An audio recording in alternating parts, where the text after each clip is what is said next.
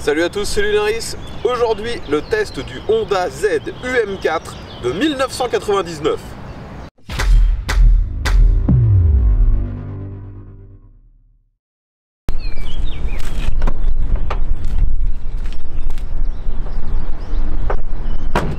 Les amis, aujourd'hui on se retrouve pour le test d'un véhicule extrêmement rare sur nos routes en France, vu qu'il n'a jamais été commercialisé dans notre pays.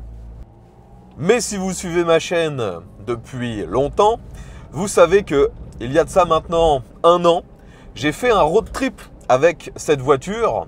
Je suis allé jusque dans le sud de la France, dans les Pyrénées. Et ça grâce à Laurent de la société Carcoy qui possède ce véhicule, qui importe tous les véhicules japonais que je peux posséder. Donc on avait fait une grande balade avec cette voiture. Maintenant, près d'un an après, je vous en fais vraiment le test sur le même trajet que j'utilise habituellement. Donc déjà, cette voiture, il faut savoir qu'elle est vendue donc uniquement au Japon. Elle était vendue uniquement au Japon vu qu'elle est de 99. C'est une voiture de la catégorie japonaise Kei-Car. Au Japon, donc, cette catégorie Kei-Car veut dire que cette voiture est soumise à plusieurs restrictions. C'est une petite voiture, elle fait 3,40 m de long. Elle est limitée en places, vous n'avez que 4 places à l'intérieur. Et surtout, vous êtes limité en cylindrée et en puissance dans cette catégorie. Donc le moteur de cette Honda Z, c'est un 3 cylindres en ligne. C'est un moteur à injection, bien sûr. Et il s'agit de la version la plus puissante disponible à l'époque. Donc c'est un moteur avec un turbo. Ce qui porte la puissance au maximum autorisé dans la catégorie des Kei-Car, 64 chevaux. Il faut savoir qu'il était aussi disponible donc le Z UM4 mais sans le turbo qui lui ne développait que 52 chevaux. D'ailleurs sur ma chaîne, j'ai déjà pu tester d'autres voitures de cette catégorie Kei-Car. J'en possède d'ailleurs plusieurs moi-même. La voiture la plus approchante que j'ai pu tester, c'était la Suzuki Spacia Custom, qui était un utilitaire dans cette catégorie Kei-Car. Aujourd'hui, on a un SUV Kei-Car, ce qui est finalement très peu commun, même au Japon. Donc vu que c'est une voiture toute petite, là vous voyez que j'évolue dans des petites ruelles, eh bien ça ne présente aucun problème. D'ailleurs, lorsque je l'ai utilisé dans les Pyrénées, dans les petits villages médiévaux fortifiés, pareil, ça passe sans problème, là où d'autres véhicules se retrouveraient tout de suite bloqués. C'est un véhicule étroit, compact, assez haut. Et si c'est assez haut, c'est déjà pour donner un grand volume. C'est une des caractéristiques premières des Kei-Car. Souvent, c'est un espace à l'intérieur qui est très important par rapport à l'espace, enfin à la taille du véhicule. Et l'autre particularité qui fait que ce véhicule est assez haut, eh bien tout simplement, c'est un 4x4. Vous l'avez très certainement vu de nouveau si vous avez suivi mon périple dans les Pyrénées. On l'avait même mis au défi, on avait pris des très fortes pentes. D'ailleurs, on voit des stigmates sur la carrosserie. On était passé par des endroits avec des ronces, ce genre de choses. Donc, il y a plein de rayures. On l'a vraiment mis au défi, ce véhicule. Donc, c'est un vrai 4x4, donc forcément surélevé. Et au niveau technique, ce qui peut justifier aussi qu'on ait une position assez haute, c'est que finalement, ce Z est basé sur un châssis de Honda Acti. Le Acti, c'est un utilitaire, une petite camionnette. Et cette camionnette a la particularité d'avoir un moteur central arrière. Et donc, ce SUV n'a pas le moteur à l'avant ou à l'arrière. Le moteur, il est sous le plancher, en dessous du siège passager. D'ailleurs, on ne peut atteindre le moteur qu'en repliant les sièges et en enlevant la moquette à l'arrière. Donc forcément, l'emplacement du moteur fait qu'on a une position, vous l'avez compris, très surélevée. Et c'est plutôt agréable en fait. On se sent en confiance parce qu'on a une bonne prise d'infos. On est avec des caractéristiques de SUV, c'est ce que les gens apprécient d'être un peu surélevé. Le problème, à l'inverse, c'est que ça enlève toute impression de vitesse. Mais bon, vu que là, on est déjà sur un véhicule très très peu puissant, pas du tout fait pour le sport ou la vitesse, c'est pas vraiment important. Donc là, vous voyez, je suis en plein centre-ville. Braquer avec ce véhicule ne pose aucun problème. La prise d'info est impeccable. Il y a juste un petit détail qui vient nuire à la prise d'info. Et c'est d'ailleurs un problème lié à une option sur ce véhicule. Là, le véhicule tel que vous le voyez, c'était une des finitions les plus hautes, donc avec le plus gros moteur. Et on a quelques options de l'époque, comme les tapis de sol, siglés avec le nom de la marque et le logo. On a aussi le volant avec du cuir bleu, ainsi que le levier de vitesse. Pareil, ça c'était une option.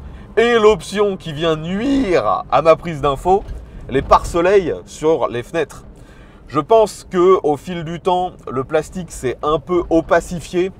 Donc c'est bien, au niveau de la lumière, ça en enlève un petit peu, on n'est pas ébloui. Mais à l'inverse, je trouve que ça fait vraiment des angles morts sur les côtés, c'est assez pénible. Donc comme je vous l'ai dit, il s'agit d'un 4x4. Mais ce n'est pas un 4x4, je dirais, comme on pourrait avoir sur un Suzuki Jimny. Le Suzuki Jimny qui d'ailleurs au Japon est aussi vendu dans la catégorie K-Car. Ici, c'est un 4x4 qu'ils appellent Real Time. En fait, c'est automatique.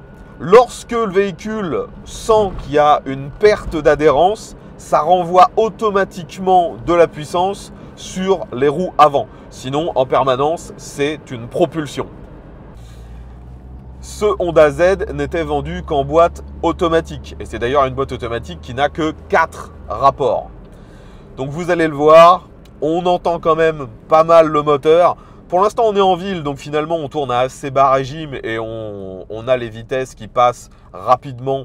C'est plutôt agréable. De nouveau, on sent que ce véhicule a été conçu pour la ville. Mais lorsqu'on commence à prendre de la vitesse, vous allez voir que le moteur qui est juste derrière, on l'entend bien. Et forcément, on se retrouve très vite haut dans les tours, vu qu'on n'a que 4 rapports. Alors d'ailleurs, ici, je sors de l'agglomération, j'accélère un bon coup. J'arrive déjà à 5000 tours, je suis à 60. 80. Voilà, et là ça a redescendu d'un rapport, enfin ça montait d'un rapport, donc j'ai le régime moteur qui est redescendu.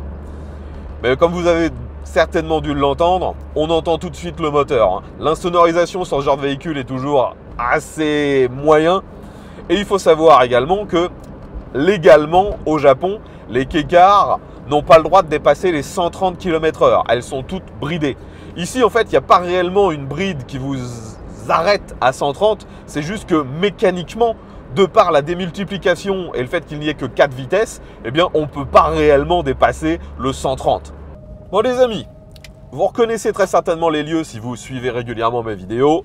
On est sur la zone qui va me permettre de tester l'accélération. Et le problème avec un véhicule aussi peu puissant, c'est qu'il est fort probable que je n'arrive pas à monter à 100 km/h ici. Donc on va faire au mieux des capacités du véhicule. Je rappelle donc que c'est la version turbo, donc avec la plus grosse puissance, 64 chevaux. Et ce véhicule pèse un tout petit peu moins d'une tonne. On doit être à 960-970 kg, tout plein fait. Donc forcément, vu que c'est une boîte automatisée, j'ai rien à faire. Je vais juste mettre pied au plancher. Allez, on est parti. Donc ça monte à 6500 tours. J'arrive à 50, 60. Ça va passer la troisième. 80, 90 et 100. Donc vous avez vu que le moteur, quand on lui demande, il monte quand même assez haut dans les tours. On arrive quasiment à la zone rouge, hein, à chaque passage de rapport.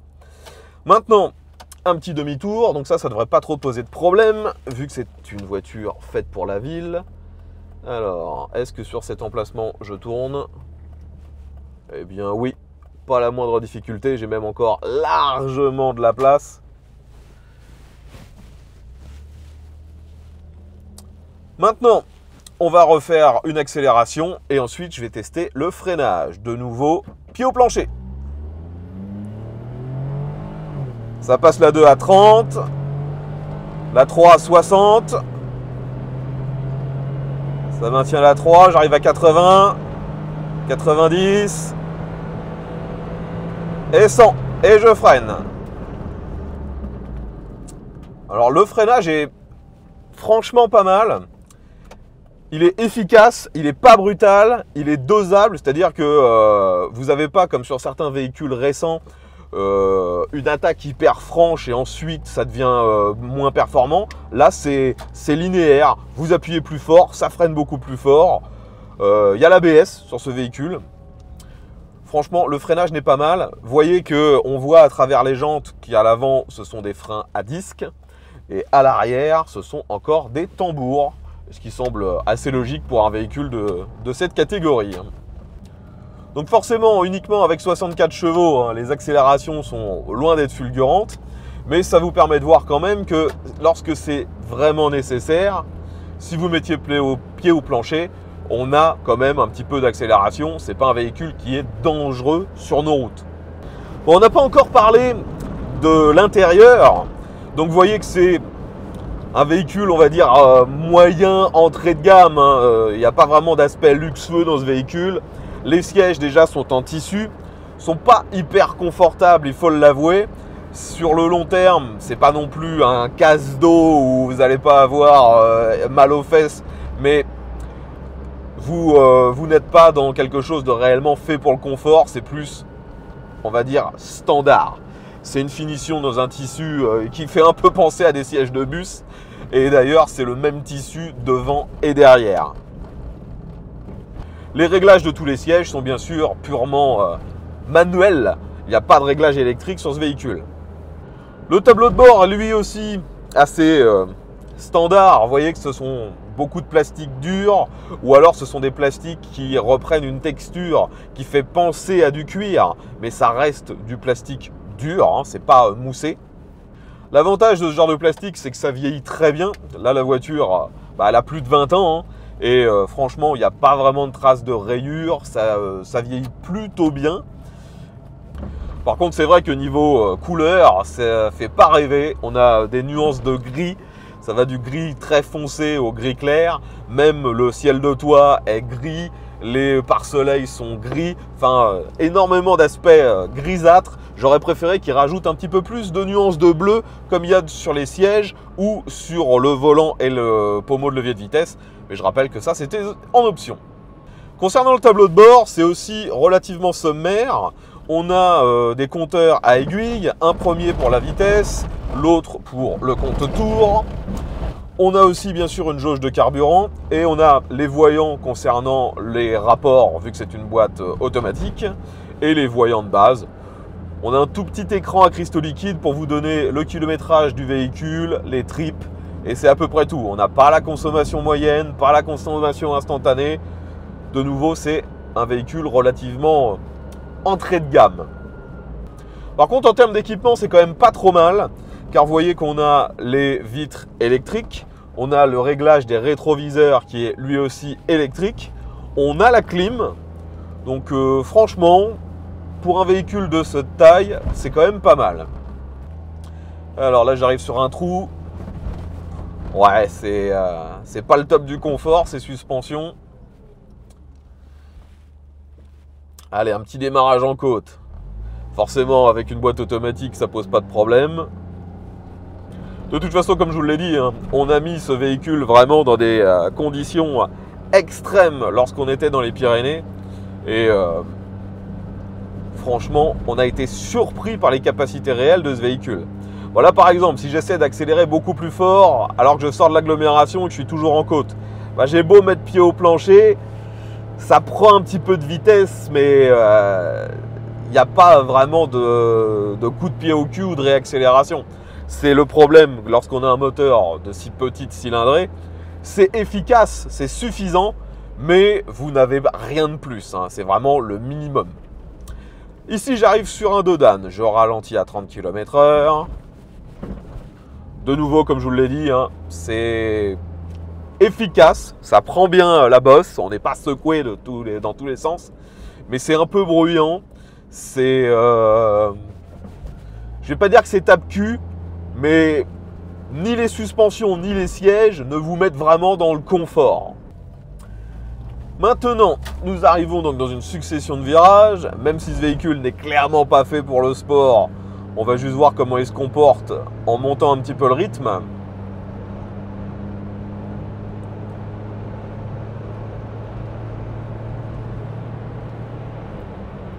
Donc de nouveau, le freinage est suffisant. Après, c'est plus la suspension qui vous rappelle à l'ordre, car forcément, c'est un véhicule haut, il y a du roulis.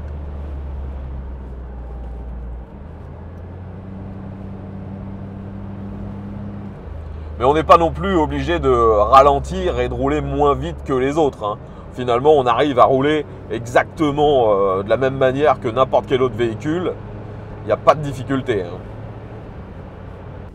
De nouveau, un rond-point. Donc la prise d'info, ça passe. Maintenant, je réaccélère et je vais essayer de dépasser ce poids lourd. Voyons si c'est possible. J'accélère à fond.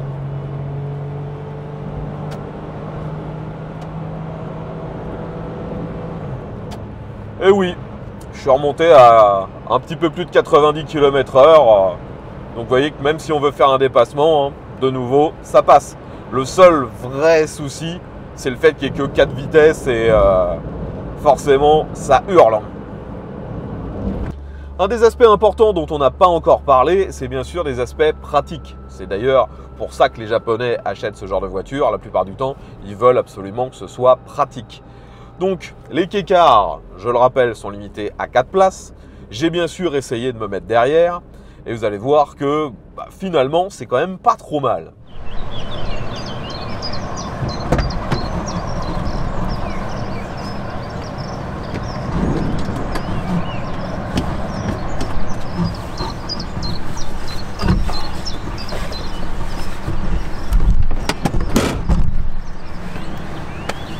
Donc les amis, je sais pas si vous me voyez bien, car forcément à l'arrière c'est extrêmement sombre.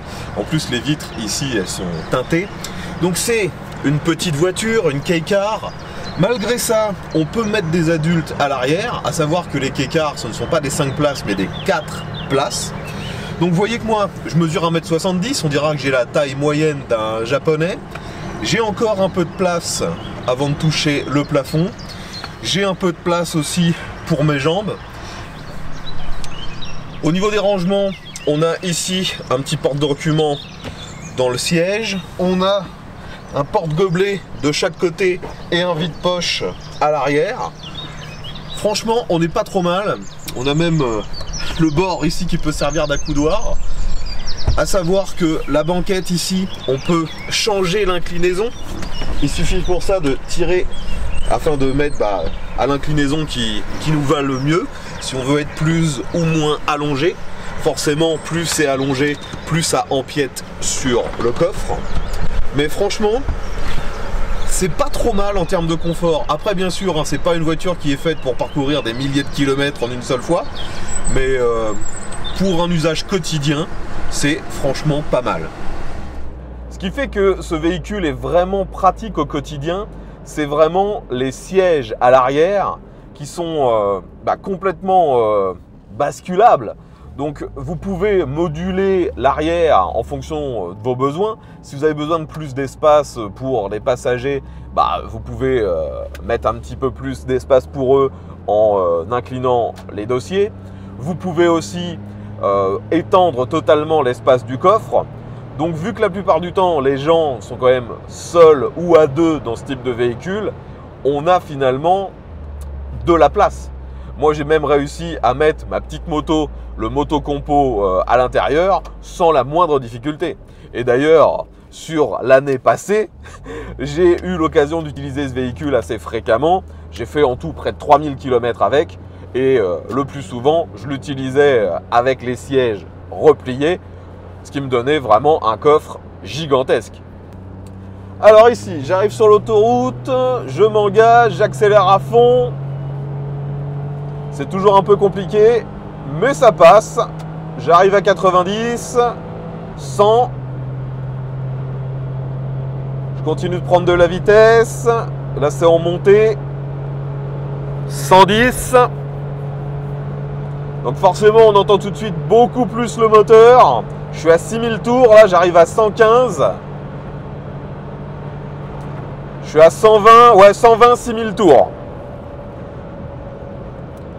Et je dirais que c'est le maximum. Car si vous continuez d'accélérer, vous allez prendre 130, vous allez peut-être même monter au maximum vraiment 135, 140. Mais on sent vraiment que le véhicule, il n'est plus du tout dans sa plage d'utilisation normale. Et lorsque vous l'utilisez sur autoroute pendant très longtemps, ce que j'ai eu l'occasion d'essayer cette année, vous consommez à mort. J'ai eu à un moment une consommation au-delà des 10-11 litres en restant à très haute vitesse, c'est-à-dire à 120-130. Allez, sortons de l'autoroute. C'est clairement pas adapté. Même si, je le redis, ponctuellement, c'est tolérable. Bon, au niveau de l'éclairage, vous voyez que sur ce véhicule, il n'y a vraiment rien de vraiment particulier.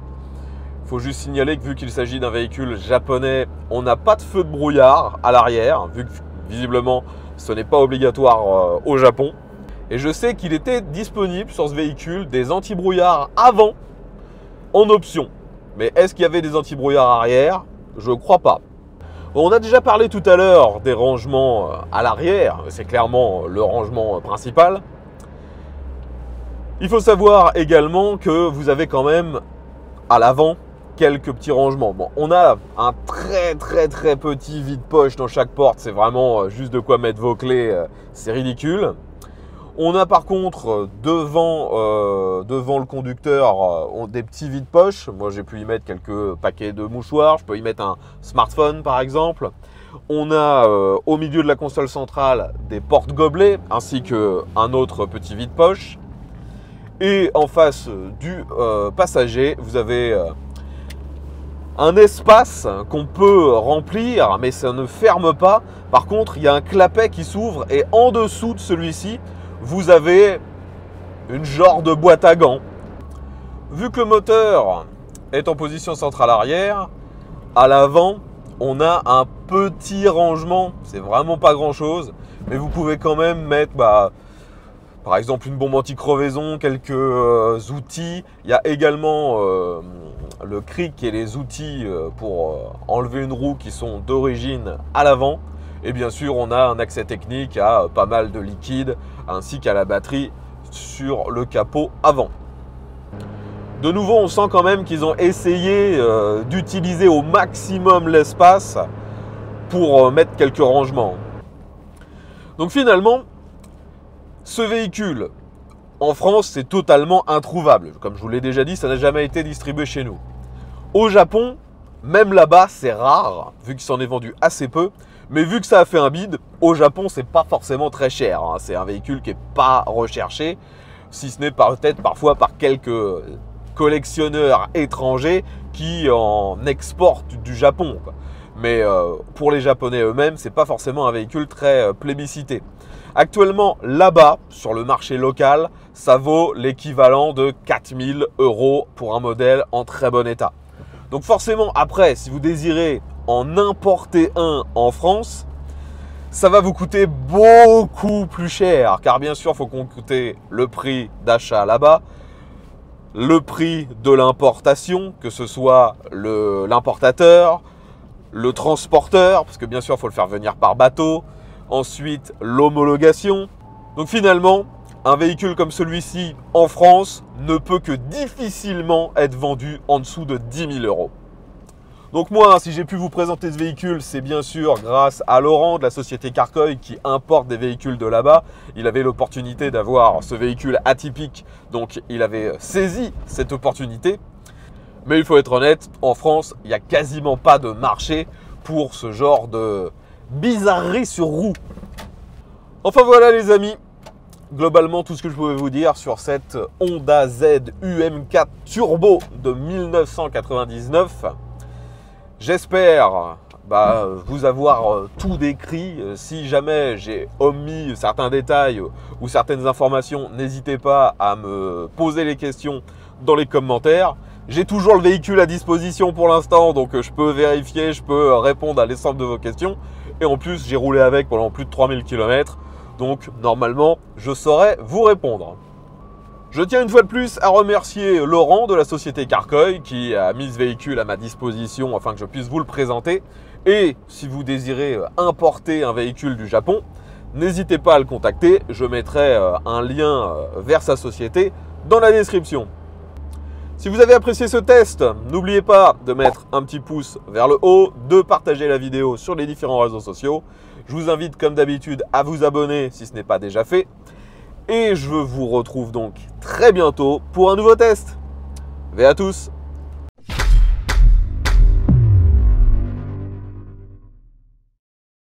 Si on regarde à l'arrière du véhicule, on peut voir un logo LEV qui veut dire Low Emission Vehicle. Excusez mon anglais dégueulasse. C'est une norme au Japon pour les véhicules qui consomment peu, qui polluent peu. Mais finalement, celui-ci, dans cette version turbo, avec le 4 roues motrices, son CX de camion, eh bien, moi personnellement, je n'ai jamais réussi à descendre la consommation à moins de 7,5 litres. Et en moyenne, j'étais même plutôt à 8 litres au 100.